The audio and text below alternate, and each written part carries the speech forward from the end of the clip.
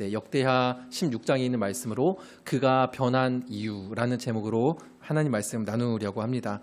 전쟁을 앞두고 하나님을 찾았던 한 사람이 위독한 질병 앞에서는 하나님을 찾지 않았습니다. 우상을 제거하며 나라를 대대적으로 개혁을 했던 한 사람이 선지자를 옥에 가두고 백성을 학대했습니다. 주밖에 도울 이가 없습니다라고 그렇게 고백했던 한 사람이 하나님을 찾지 않아도 괜찮다라고 생각을 하는 사람이 되었습니다. 오늘 본문에 등장하는 아사 왕의 이야기입니다. 그 왕에게, 아사에게 도대체 무슨 일이 있었던 걸까요? 설교 준비를 하기 전에는 이 아사 왕에게 분명 무슨 특별한 문제가 있어서 그랬을 거다라고 생각을 했는데요. 준비를 하면 할수록 특별한 계기나 어떠한 사건이 있었던 게 아니라는 결론을 내릴 수 있었습니다.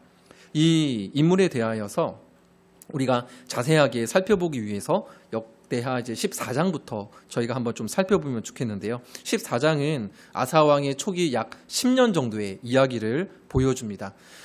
지난주에 우리가 연합 예배 때 말씀을 나누었었는데 구스 사람 세라라는 그 장군이 군사 100만 명과 병거 300대를 거느리고 쳐들어옵니다. 이 절대절명의 위기 앞에서 아사는 하나님을 찾죠. 그래서 11절 다음 페이지 한번 넘겨주시면 여호와여 힘이 강한 자와 약한 자 사이에는 주밖에 도와줄 리가 없사오니 우리를 도와주소서라고 고백을 합니다. 아사에게는 도울 이가 하나님밖에 없었습니다. 그에게 주어졌던 그 10년 동안 평안의 이 시기 동안 훈련시킨 50만의 병사들이 있었거든요. 그리고 튼튼하게 쌓아 올린 성곽과 문빗장도 있었는데 그것 또한 아사에게는 의지할 만한 것이 되지 못했습니다. 아사는 오직 하나님만을 간절히 찾았습니다. 그러니까 쉽게 말을 하면 어떤 광야의 야성, 이 야성이 아사에게는 있었죠. 이에 하나님께서는 구스를 물리치시고 승리를 남유다 이 아사 왕에게 허락하셨습니다. 그 후로부터 약 5년 정도 후에 다시 한번 이 아사 왕으로 말미암아서 대대적인 개혁이 이 남유다에게 일어나게 됩니다. 어느 정도의 개혁이었냐면 모든 우상들을 깨뜨리는데 이 아사 왕의 어머니가 우상을 만들거든요. 그런데 그거를 보고 이 아사 왕이 그 우상을 깨뜨려서 버릴 뿐만이 아니라 그 어머니의 자리, 태우의 자리까지도 폐하여 버립니다. 이거 엄청난 개혁 아닙니까? 어머니의 그 자리까지 폐하여 버리는 엄청난 개혁을 진행을 하게 됩니다. 그 결과가 우리 오늘 본문 바로 앞에 있는 15장 마지막 구절에 15장 마지막 구절에 결론이 나와 있어요. 같이 한 번만 읽어보겠습니다. 이때부터 아사왕 제35년까지 다시는 전쟁이 없으리라. 즉위 10년에서 35년까지 약 26년 동안의 평화였습니다. 아사는 그 기간 동안에 백성들의 존경을 받았으며 하나님께서 주신 평안 덕분에 나라 또한 점점 강성해져 갔습니다.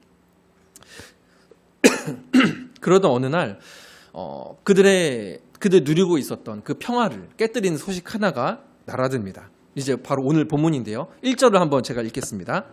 아사왕 제36년에 이스라엘 왕 바하사가 유다를 치러 올라와서 라마를 건축하여 사람을 유다왕 아사에게 왕래하지 못하게 하려 한지라. 당시 이스라엘은 둘로 나누어졌습니다. 그죠? 남과 북이 나누어진 것처럼 남유다와 북이스라엘 이렇게 둘로 나누어져 있었습니다. 근데 아사는 남유다에 속한 왕이었죠.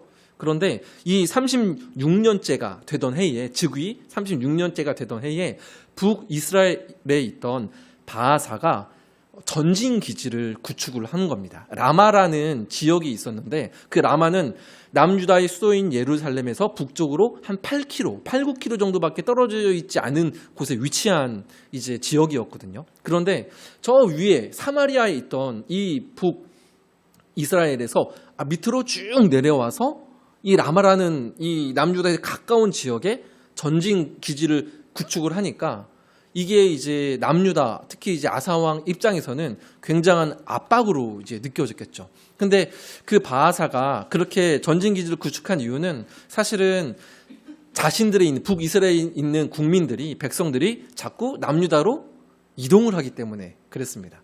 무슨 말이냐면 사람들이 보기에도 하나님의 은혜가 남유다에게 있는 게 눈으로 보였기 때문에 그래요. 하나님이 함께 하셨기 때문에 백성들이 그곳으로 이주하는 일들이 많았더라라고 성경에서도 증거를 하거든요. 그러니까 쿠데타로 왕위에 올랐던 이 바하사 왕의 입장에서는 백성들이 자꾸 빠져나가는 것은 굉장히 자기 자신의 위치가 불안해지게 되는 거죠. 원하지 않았던 거죠. 그래서 남유다도 압박할 겸, 그리고 이주하는 백성들도 무력으로 막을 겸, 그 경계선상에 있는 바로 위쪽에 있는 라마라는 지역에 이 전진기지를 이제 짓기 시작한 겁니다. 자, 이러한 배경 가운데에 아사왕에 대한 반응이 이제 성경에는 기록을 하는데요. 크게는 세 가지 장면으로 이 아사왕의 반응을 성경은 기록을 합니다. 먼저 첫 번째 장면은 아람 왕을 찾습니다. 사람을 찾습니다. 25년 전에 구스의 침공에 비하면 바하사의 전진기지를 아무것도 아니라고 생각을 했을까라는 생각도 했는데요. 어쨌든 결론적으로는 아사는 하나님을 찾지 않고 대신 은과 금을 이용을 해서 사람을 찾습니다. 이게 오늘 본문 2절입니다. 제가 읽겠습니다. 아사가 여호와의 전 곡간과 왕궁 곡간에 은금을 내어다가 다메섹에 사는 아람 왕 벤하닷에게 보내며 이르되. 이게 무슨 말이냐면 동맹을 요청을 한 겁니다. 원래는 아람 왕 벤하닷이 북이스라엘과 원래 동맹 관계에 있었거든요. 그런데 그거 깨뜨리고 이제는 나와 약조하자. 이 임금을 받고 나와 약조하자. 이렇게 이제 동맹을 요청을 한 겁니다. 그래서 라마의 전진기지를 물러가게 도와주세요 라고 요청을 한 겁니다. 그래서 이 베나닷이 은금을 좋아했나 봅니다. 받고 그 요청을 수락합니다. 그래서 북이스라엘의 라마는 이 밑쪽이잖아요. 그래서 위쪽에 있는 국고성, 중요한 요지들을 한 세 군데 정도를 공격을 합니다. 그러니까 여기에 있는 병력들을 다시 뺄 수밖에 없겠죠. 그 다음에 다 이제 후퇴를 하니까 기회다 해가지고 이제 아사왕이 다시 라마로 올라가서 거기에 짓다가 남은 그 재료들, 뭐 목재나 이런 것들을 다 가지고 와서 오히려 그 재료들로 2개의 성읍을 짓습니다. 여러분 어떻습니까? 굉장한 지혜이고 엄청난 전략 아닙니까? 만약에 이런 전략이 있다고 한다면 저라도 선택을 할 것 같습니다. 그런데 문제가 하나 있었죠. 무슨 문제입니까? 하나님을 찾지 않은 것이 그의 문제였습니다. 그럼 결과가 아무리 좋다고 해도 잘못된 수단이 정당화되지는 않습니다. 아사왕의 수단이 정당한 하나님 앞에서 보기에 옳은 수단은 결코 아니었죠. 이것이 첫 번째 장면이고 두 번째 장면은 이렇게 아사왕이 그러한 결정을 해서 겉으로 보기에 좋은 어떤 결과가 얻어졌지만 두 번째 장면은 이것을 놓고 하나님께서 책망하시기 위해서 하나니라는 선지자를 이 왕에게 보내십니다. 그래서 눈으로 한번 보시면 7절에 중간에 보시면 왕의 하나님 여호와를 의지하지 아니하였으므로 먼저 책망을 합니다. 그리고 8절에는 과거를 회상하는 거죠. 과거에 구스 그 장군 쳐들어왔을 때 당신이 여호와를 의지하였으므로 여호와께서 승리하게 하셨다. 그러지 않았냐? 그런 과거가 있지 않았냐? 라고 회상을 한 다음에 16장 9절에 이렇게 말씀을 합니다. 자, 9절을 같이 한 번만 읽어보겠습니다. 시작. 여호와의 눈은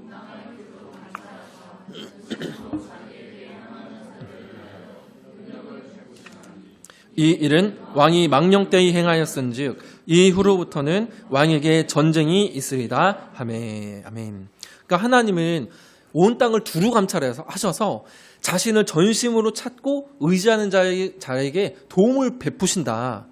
그런데 왕이 그렇게 하지 아니하였은즉 이제부터는 전쟁이 있을 것이다라고 그렇게 이제 말을 한 겁니다. 여러분 이 상황이 다윗의 상황과 굉장히 비슷하지 않습니까? 밧세바를 범하고 나서 나단 선지자가 찾아와서 이렇게 책망을 하지 않습니까?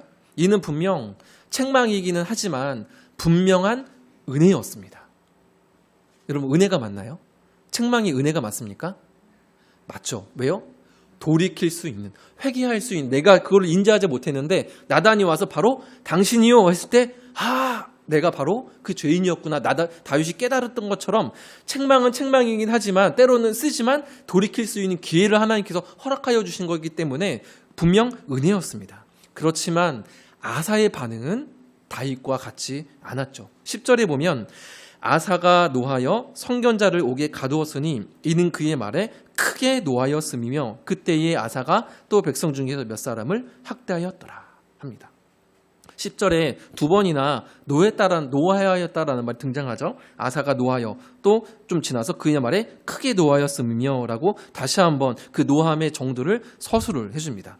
아사는 왜 화가 났을까요? 너무나도 좋은 기회인데요. 먼저는 선지자가 진실을 말했기 때문입니다.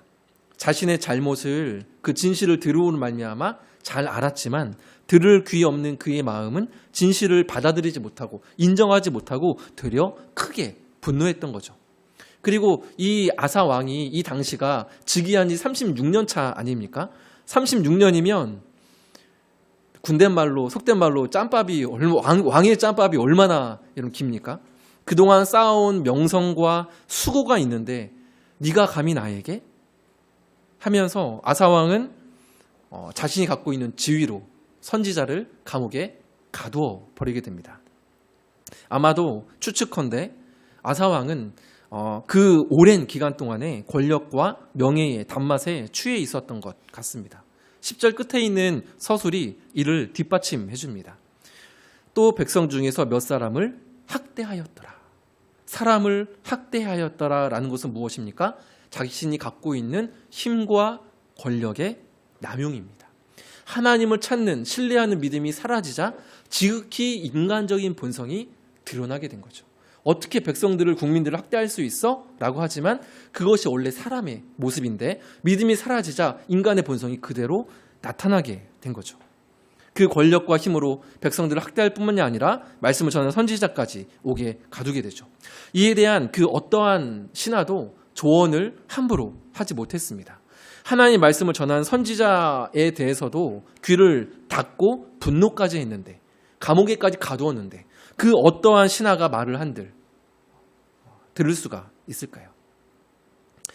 자, 세 번째 장면은 이 아사의 이러한 완고한 마음이 확장됨을 보여줍니다. 하나니를 옥에 가둔 사건으로부터 약 3년 후의 모습을 기록을 하는데요. 즉위 39년에 이 아사왕의 발에 매우 위중한 병에 걸리고 맙니다. 성경은 매우 위독한 병이라고 서술을 하거든요. 가벼운 병이 아니라 매우 위중한, 즉 죽을 병에 걸렸다는 거죠. 그로부터 실제로 2년 후에 아사왕은 죽습니다. 41년도에. 즉위 41년에 죽습니다. 그러니까 죽을 병에 이를 만큼 위독한 발에 있는 질병이 걸렸다라는 것이죠. 그럼에도 불구하고 아사는 이때에도 하나님을 찾지 않고 의원들을 찾습니다. 자, 2절입니다. 12절입니다. 16장. 제가 읽겠습니다. 아사가 왕이 된 지 39년에 그의 발이 병들어 매우 위독했으나 병이 있을 때에 그가 여호와께 구하지 아니하고 의원들에게 구하였더라. 의원들을 찾을 수 있습니까? 없습니까? 네, 찾을 수 있습니다. 그러나 문제가 하나님을 찾지 않았다는 데 있습니다. 보통 우리는 지독한 감기만 걸려도 아이고 주여 하면서 이렇게 심적으로 하나님을 찾게 되지 않습니까? 그런데 아사는 죽을 병에 얼마나 아팠겠습니까? 죽을 병에 걸렸음에도 하나님을 찾지 않습니다. 어떻게 이렇게 될 수 있을까라는 생각이 들지 않습니까? 그런데도 여러분 가능합니다. 그것이 불가능했다고 한다면 성경에 기록되어 있지 않겠죠. 죽을 병 앞에서도 하나님을 찾지 않을 만큼의 완고한 마음, 하나님을 향해서 아무런 기대가 없는 마음 상태로의 변질이 가능하다라는 것입니다. 선지자를 감옥에 가두었을 때보다 더 완고해졌음을 보여줍니다.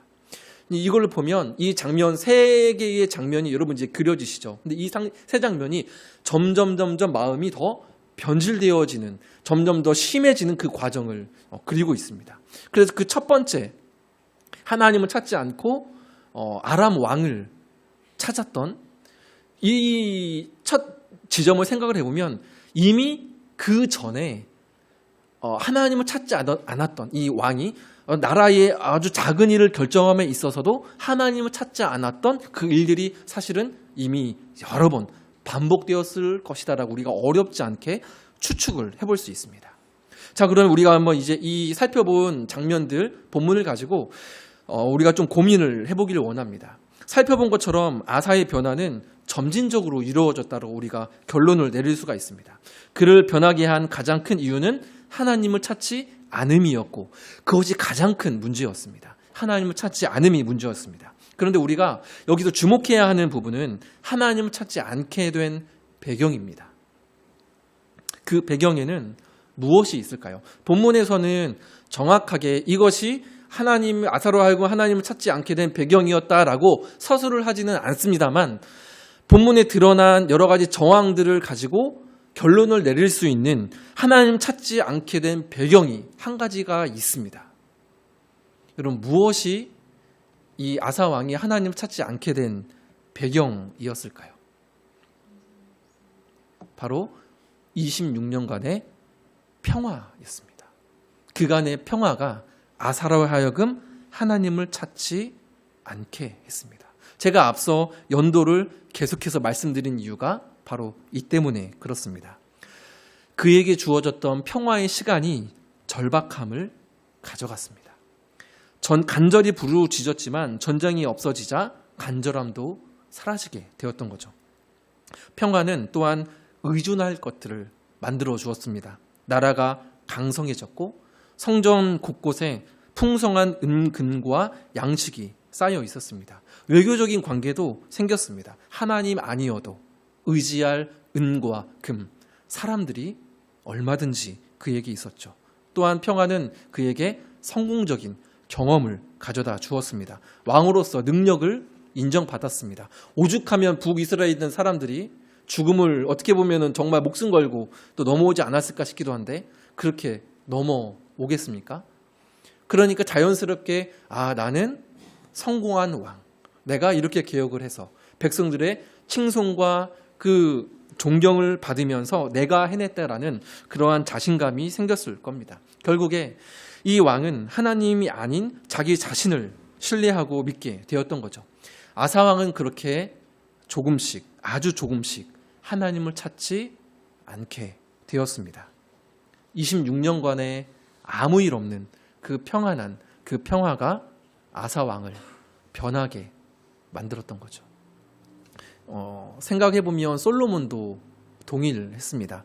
처음에는 지혜를 달라 했던 이유가 무엇이었습니까? 하나님께 백성들의 송사를 내가 듣고 분별하기 위해서 듣는 귀와 분별할 수 있는 지혜를 나에게 허락해달라고 솔로몬이 간구를 했습니다. 그러나 그러한 일들이 지난 이후에 성전이 완공되고 그 다음에 나오는 이제 본문이 뭐냐면 스바 여왕이 찾아옵니다.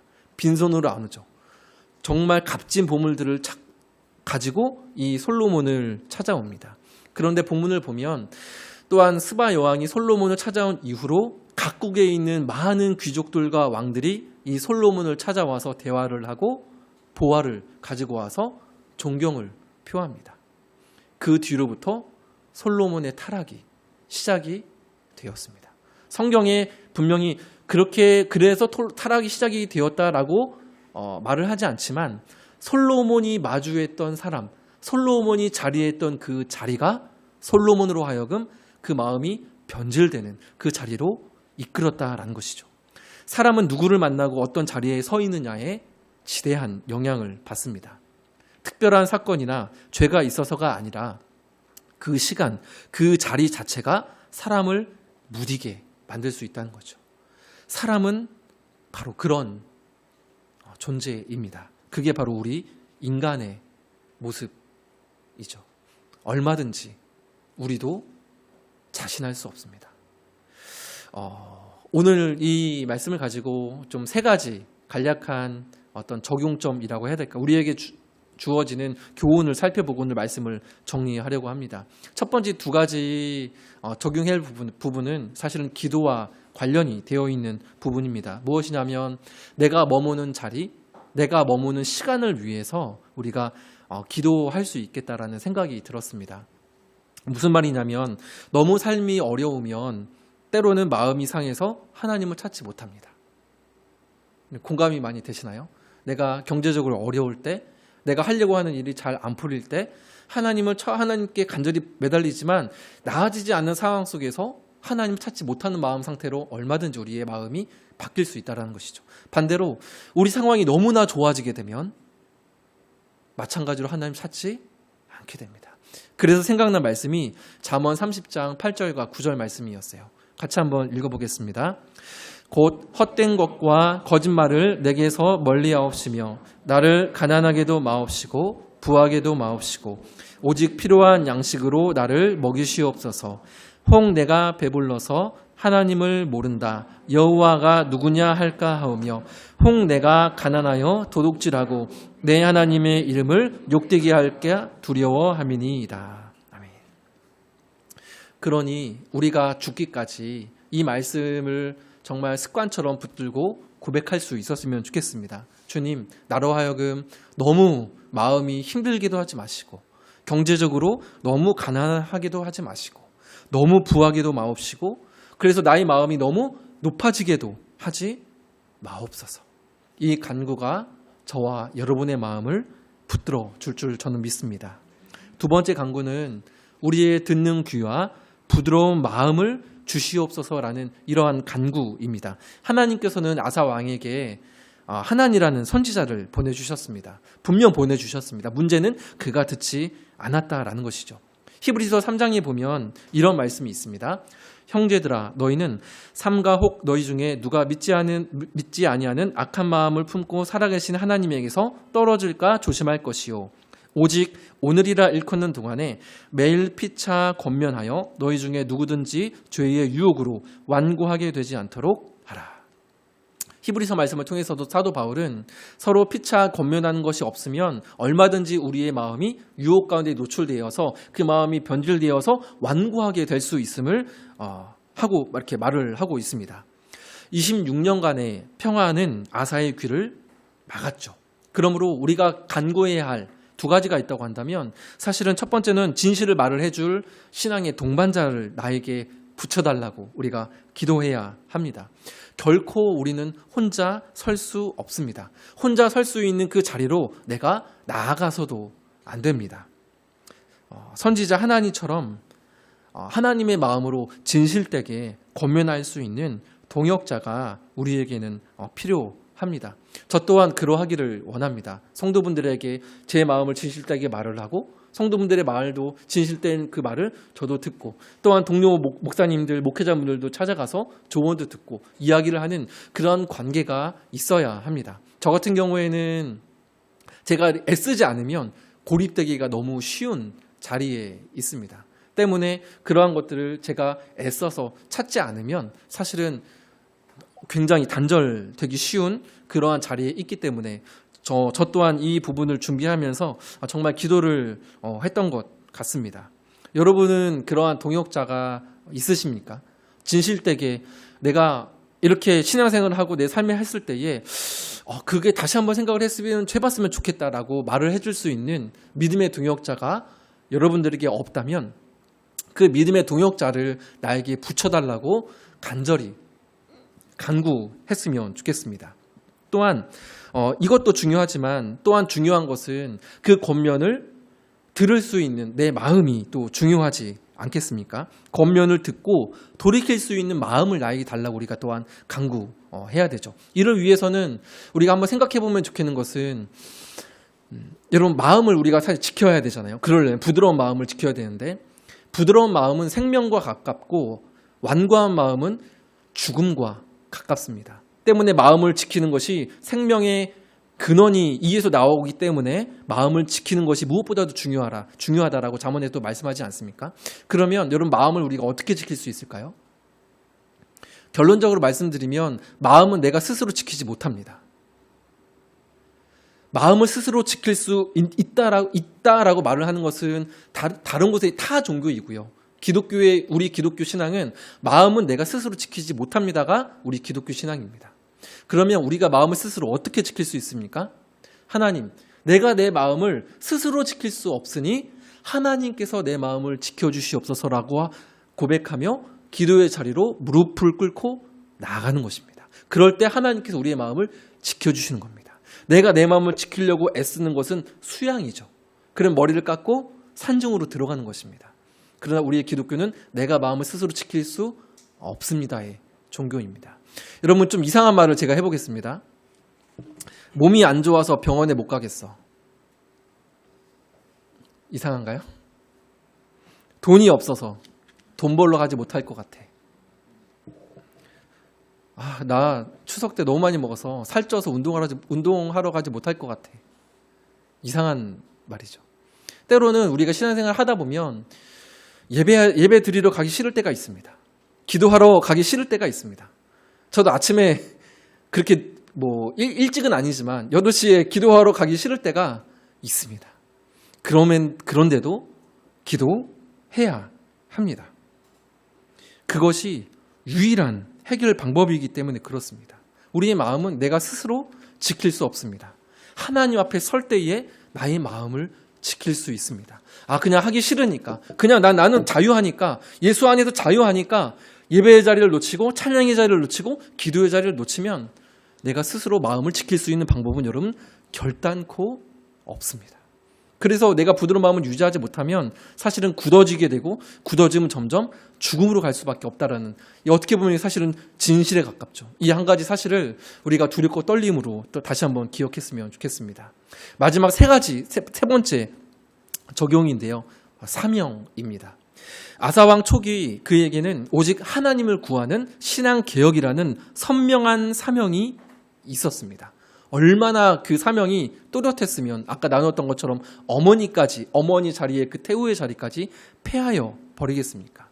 그러나 그렇게 얻어진 평안한 세월 속에서 그의 사명은 자기 증명으로 바뀌어 버리게 되었죠. 사명이 희미해지자 하나님에 대한 간절함도 사라졌습니다.